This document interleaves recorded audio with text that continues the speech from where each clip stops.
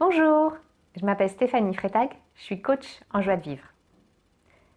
Dans cette vidéo, je vais vous présenter notre petit conte mental. Vous savez, notre mental, hyper productif, des tonnes de pensées à la seconde. Pourquoi cette espèce de petit con, il prend une information grande comme ça et il m'en fait une montagne comme ça avec que des trucs négatifs. Exemple. Mon mari m'a dit qu'il m'appellerait à 9 h ce matin. Il est 11 h, il m'a pas appelé.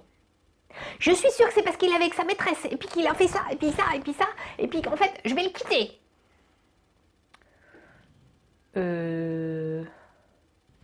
Respire 2 secondes, là. Il a peut-être juste pas de batterie. Il a peut-être juste d'autres choses à faire. Pourquoi est-ce que tu me mets tous ces trucs-là dans ma tête? Je t'ai rien demandé. Non, je t'ai rien demandé. La petite voix, là, des fois, elle m'envoie des dogmes. La curiosité est un vilain défaut. Mais les hommes sont tous des machos. Mais j'ai rien demandé, moi. C'est sur d'où ça? En plus, ça vient avec des mots, puis une émotion avec. Puis pas très agréable quand même, hein. Finis ton assiette. Oui, d'accord, maman.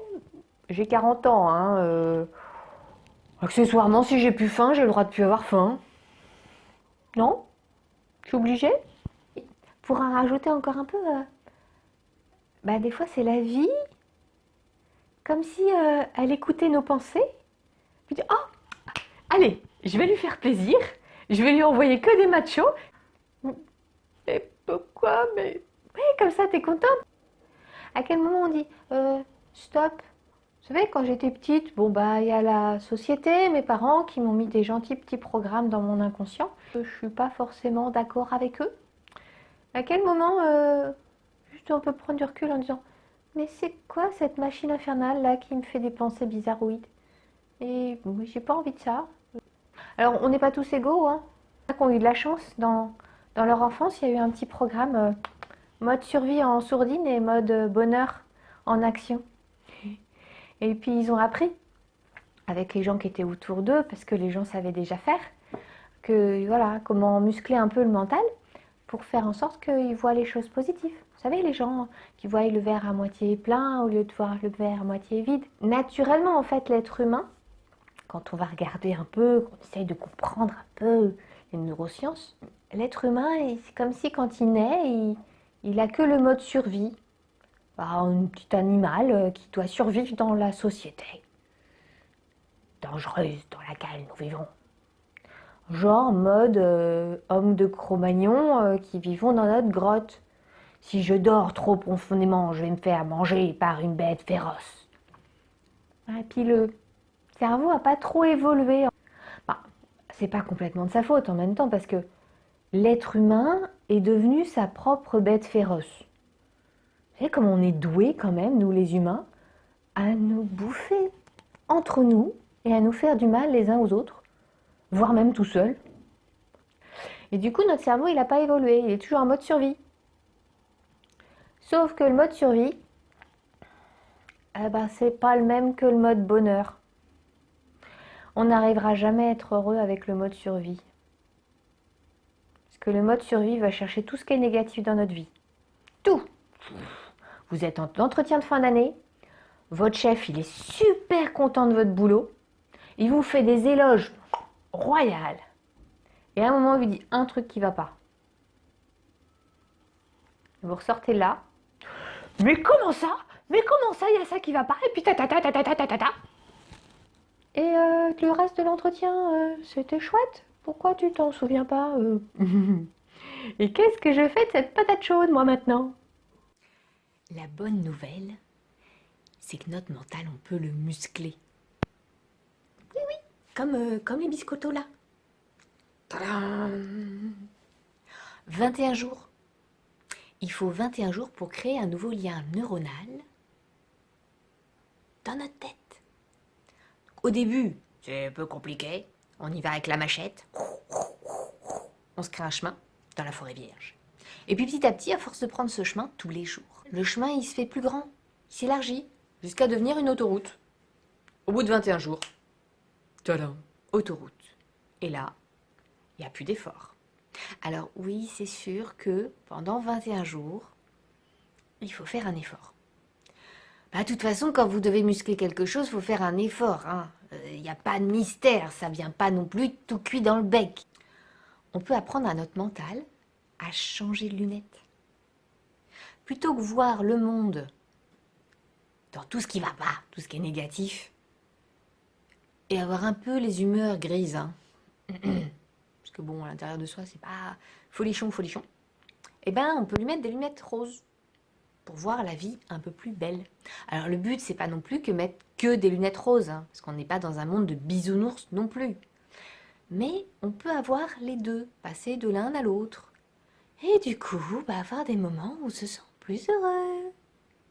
Et puis des moments où il faut être aussi en mode survie. Pas de raison. On a besoin des deux. Le mode survie, il est utile. Par exemple, moi, quand mon fils de 2 ans se met debout sur la table avec un couteau à pain, je suis contente d'avoir le mode survie pour l'attraper au vol avant qu'il se fasse très mal. Mais le reste du temps, c'est bon. Je peux dire à mon mental, mode survie, tu le laisses en sourdine, et là, juste, je profite. Parce que je suis à une terrasse de café, je profite du soleil avec une copine. Ma vie n'est pas en danger. Non. Donc c'est bon. Je peux juste profiter de ma copine. Alors vous allez me dire, comment on fait pour muscler son mental? C'est bien gentil, muscler le mental. On fait quoi?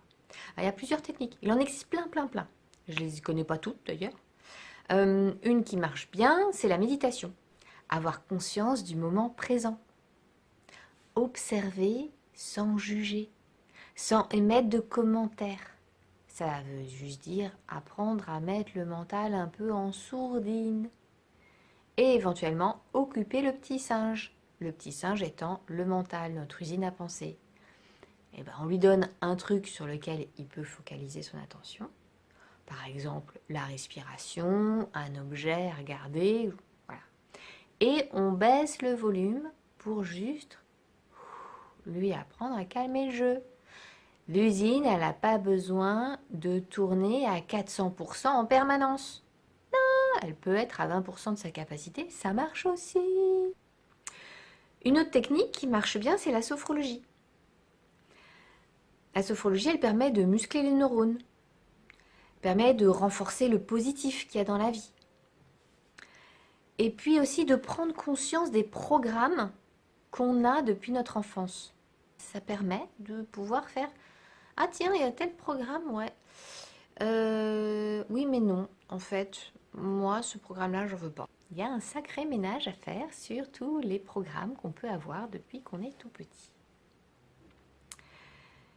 Autre chose aussi qui est très utile pour muscler notre petit mental, pour qu'il devienne notre meilleur copain plutôt qu'un petit con qui nous ennuie à longueur de temps, c'est la psychologie positive. La psychologie positive, ça a été créé par des psychiatres, c'est pas la pensée positive, c'est pas tout à fait la même chose. C'est plein d'exercices qu'on peut faire pour être plus heureux. Ça existe ça. C'est une science. Oh, c'est fou ça. Ils étudient ça depuis 20 ans. Ils font des recherches. 20 ans, peut-être un peu plus. Ils font des recherches et tout pour comprendre comment ça fonctionne. Pour que les gens qui soient un peu pas top, ils puissent devenir heureux. Cool. Et moi, il y a un exercice que j'aime bien de psychologie positive. C'est les 3 kiffs. Et tous les jours, trouver 3 choses que j'ai aimées. 3 choses qui m'ont plu. Je fais ça en fin de journée. Et si possible avec mes enfants. Comme ça, je partage ça en famille. Mais au moins, comme ça leur apprend. Ça leur montre l'exemple. Et du coup, naturellement, le mode survie, il va pouvoir apprendre à se mettre en sourdine de temps en temps pour laisser le mode programme. Donc ça, c'est cool. Et puis, c'est un moment qui est sympa avec les enfants quand même. Et juste avant de se coucher, c'est top. C'est comme ça, la nuit, on dort mieux. Ouais, ça a été prouvé scientifiquement. Il y a moins de cauchemars, il y a moins d'insomnie. Vous avez une qualité de sommeil qui est plus forte. Il y a aussi d'autres exercices que vous pouvez faire. Par exemple, l'exercice du feu vert. L'exercice du feu vert, c'est poser votre attention sur tous les feux verts que vous avez quand vous conduisez. Et par contre, quand il est rouge, je dis rien. Mais du coup, je vois tous les feux verts. Et ça crée des liens neuronaux qui font du positif. La joie. Oh, formidable. Un autre truc qu'on peut faire, c'est tous les gens qui nous sourient. Le tout, c'est de marquer le coup. 21 jours d'effort, et au bout de 21 jours, c'est une autoroute. Et c'est une habitude. Alors vous allez continuer les exercices, vous allez continuer d'autres choses, mais vous allez voir que vous allez en prendre satisfaction, et il n'y aura plus l'effet effort. Ça va être juste du plaisir. Et pour les petites voix qu'on a dans notre tête,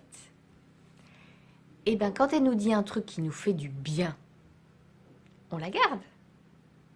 Et à force à chaque fois que j'entends ces petites phrases-là, je dis non, j'en veux pas de ce truc-là en fait.